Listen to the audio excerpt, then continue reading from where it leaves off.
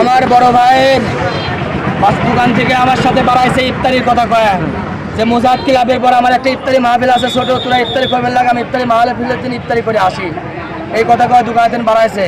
আমি সামনে ইফতারি মাহফিলের জন্য কাটাকাটি করতেছি, বড় ভাই ভাড়া চলে আসে, নামাজ পড়ে যায় মানে দোকানে ঢুকে সময় পায় নেই, বড় ভাইয়ের ফোন মুজাদ ক্লাবের কথা আমাকে কয়া বাড়াইলে, কিন্তু প্রযুক্তি পার হয় কি জন্য আসে এই জায়গা পড়ে রইলে।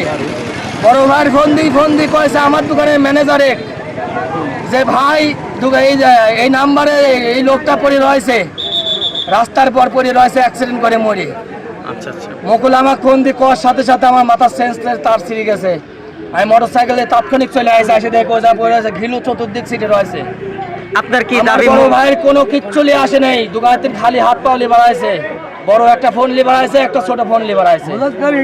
বড় ফোন নেই, গায়েব হয়ে গেছে, বড় ফোনে হয়তো যোগাযোগ করে আসে, আর ছোট ফোনের সাথে যাতে যোগাযোগ হয় সেই ছোট ফোনের নাম্বারগুলো ডিলিট করে দিয়েছে হয়তো বা।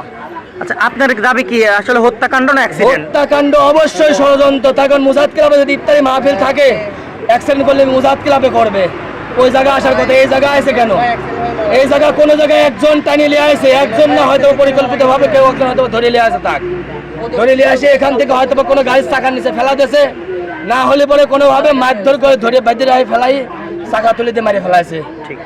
এছাড়া আমার ভাইয়ের একা একা কোনোভাবে আমরা ভালো মানুষ, ভাই সুস্থ মানুষ। আমার ভাই একটা পাবনার মধ্যে স্বনামধন্য ব্যবসায়িক নাম করে একজন ব্যক্তি, পাবনা সদর থানা, জেলা, উপজেলা সব জায়গা চেনে। পাবনা জেলার মধ্যে এমন কোনো থানা নেই যে চেনে না।